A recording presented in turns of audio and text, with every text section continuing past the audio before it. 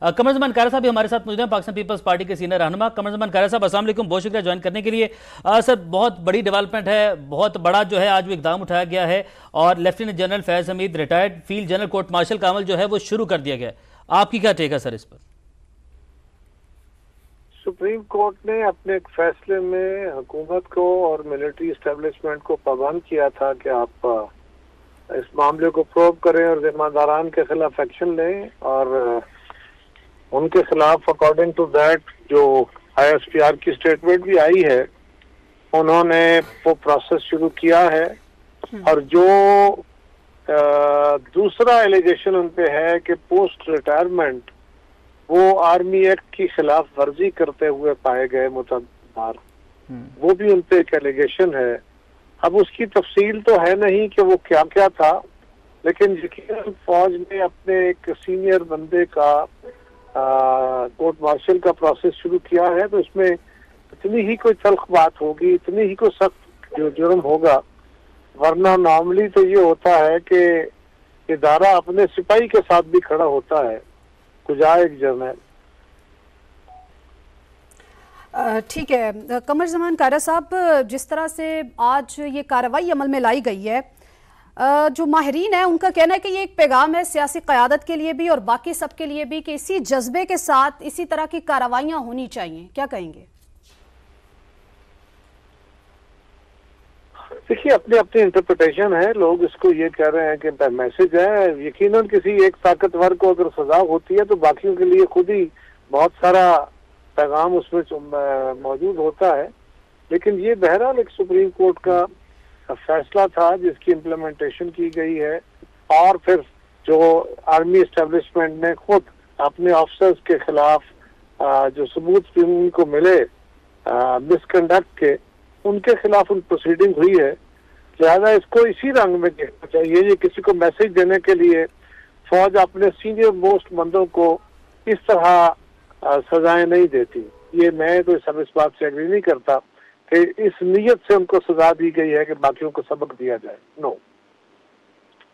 अब ये भी कहेगा जैसे कि आर्मी एक्ट की खिलाफवर्जी की चार्जशीट जो है वो पेश आई है, और रिटायरमेंट के बाद भी इफ्तिखार साहब हमारे साथ जो मौजूद हैं, उन्होंने ये कहा, सीनियर तज्ज़ियाकार हमारे, उन्होंने ये कहा है कि 2011 के बाद जो हालात रहे हैं ना मुल्क में, उस हवाले से भी इंक्वायरी होनी चाहिए। अब चाहे वो 2 पार्टी सिस्टम के खिलाफ अगर एक तीसरी कुव्वत को लाना, चाहे ख्वारिज को मुल्क में वापस आना जिनको मुल्क से निकाल दिया गया था, तो ये सारे मामलों के ऊपर भी इंक्वायरी होनी चाहिए। आप इस पर क्या राय रखते हैं? देखिए, ये तो गवर्नमेंट और आर्मी एस्टेब्लिशमेंट खुद ही एस्टेब्लिश करेगी। उन्होंने बहरहाल उनके बारे में जो चीजें देखी हैं, कुछ चीजें तो वो हैं जो उनकी लाइन ऑफ ड्यूटी में थी। लाइन ऑफ ड्यूटी में आपको सर्टेन प्रोटेक्शंस होती हैं, उनके खिलाफ एक्शन नहीं हो सकते, वो आपके फैसले बोनाफाइडी गिने जाते हैं। हाँ, अगर कहीं बोनाफाइडी हो तो बिल्कुल उसकी भी प्रूफ होगी। अब वो एलिगेशन क्या है वो जरा तफसील सामने आएगी तो पता चल पाएगा। ठीक है कमर ज़मान कायरा साहब, बहुत शुक्रिया आपके वक्त के लिए। इफ्तिखार की बात भी सुनी, मारिया सुल्तान साहिबा भी हमारे साथ मौजूद थी, उनकी भी आपने गुफ्तगू सुनी।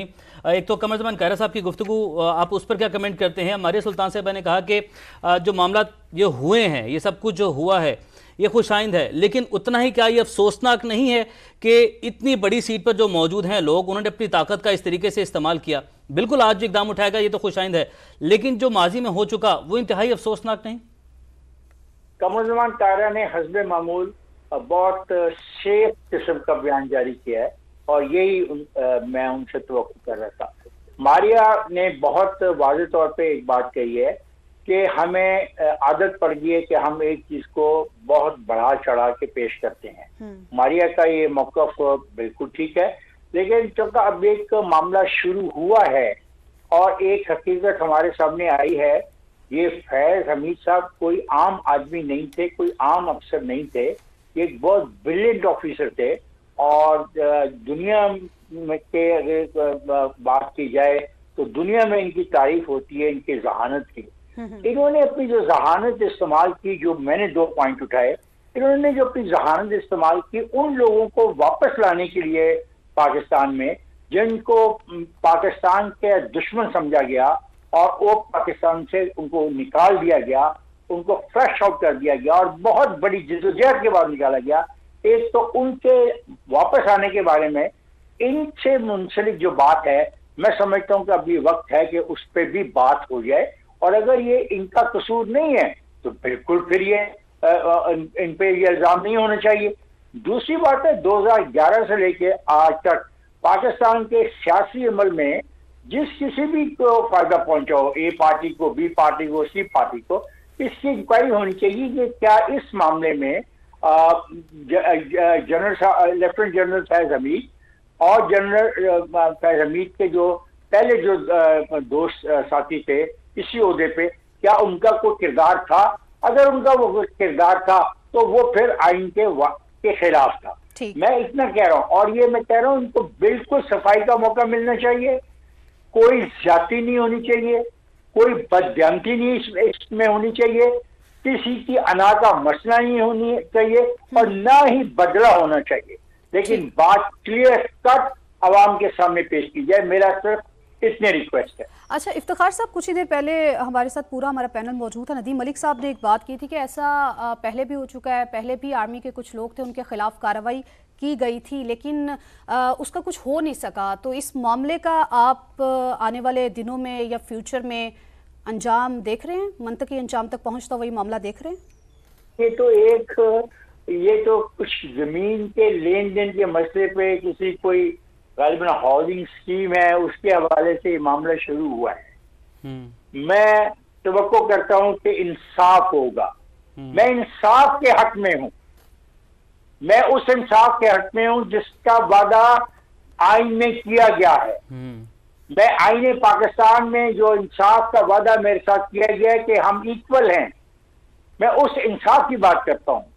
अगर फैज हमीद पर कोई जुर्म साबित नहीं होता तो फैज हमीद को इसलिए सजा नहीं दी जा सकती कि उसका नाम फैज हमीद है और वो ISI का सरबराह रहा है। नहीं, ऐसा नहीं होना चाहिए। लेकिन दूसरी तरफ ये देखना है कि क्या ISI के साबित सरबराह ने अपने इख्तियारात का ऐसा इस्तेमाल तो नहीं किया जो कुछ लोगों को फायदा पहुंचाने के लिए था और कुछ लोगों को नुकसान पहुंचाने के लिए था। तो इसका भी अब क्या हम फैसला कर ले। मैं ये कह रहा हूं, मुझे फैज हमीद से जाती कोई अनाज नहीं है, लेकिन देखना यह है कि ये एक वाकया जो मैं एक टॉप सिटी का को मुकदमा है उससे बाहर आया है, तो साफ जाहिर है कि वहां पे इन्होंने कुछ ऐसे इख्तियारात इस्तेमाल किए होंगे जिन इख्तियारात के इस्तेमाल की वजह से किसी फरीक को नुकसान पहुंचा, और उस फरीक को जब नुकसान पहुंचा मामला अदालतों में गया और ये अदालत का फैसला हुआ। लेकिन इनसे मुताबिक ये कहा जाता है कि और बहुत सारी चीजें ऐसी हैं जो इनके हवाले से की जाती हैं कि इन्होंने इन चीजों में मदाखलत की, तो एक दफा वो भी बात कर ली जाए। तो उसकी बात आपको क्या लगता है? उसकी बात होगी, होनी तो चाहिए। आपने ये बारहा इस बात को दोहराया, लेकिन क्या ऐसा होगा? क्योंकि जो तहवील में लिया गया और जो court martial, field general court martial का आगाज हुआ, वो मामला कुछ और है, वो एक सोसाइटी वाला है मामला। लेकिन जो आप नुक्ता उठा रहे हैं, क्या आपको लगता है, चाहते हम कहें वो एक तरफ रखते हैं, लेकिन क्या ऐसा होगा? मैं आपसे इत्तेफाक करता हूं। मैं कहता हूं कि जब एक दफा इतने बड़े शख्स को आप महज एक जमीनी मामला कोई है लेन देन का, उस पे कोर्ट मार्शल करते हैं, तो क्या उससे बड़े वाकयात जो हुए हैं, मसलन मुबैना तौर पर ये जो कहा जाता है कि लोगों को वापस लाया गया पाकिस्तान में, ये बहुत बड़ा वाकया है मेरे नजदीक। आई मे बी रॉन्ग, और मुमकिन है ये बात गलत हो, मुमकिन है ये बात साबित हो ही ना पाए फैज हमीद के खिलाफ। लेकिन जब अब ये बात आई है तो इस पे अगर इंक्वायरी कर ली जाए तो इसमें बुराई क्या? लेकिन इफ्तिखार साहब ये कहेगा, उस मामले में एक जो फरीक है वो सुप्रीम कोर्ट में गया, वो अदालत में गया। जिन मामलों की तरफ आप इशारा कर रहे हैं, कोई अदालत में तो गया नहीं। कोई अदालत में जाए, किसी को जाना चाहिए, मशवरा क्या देते हैं आप?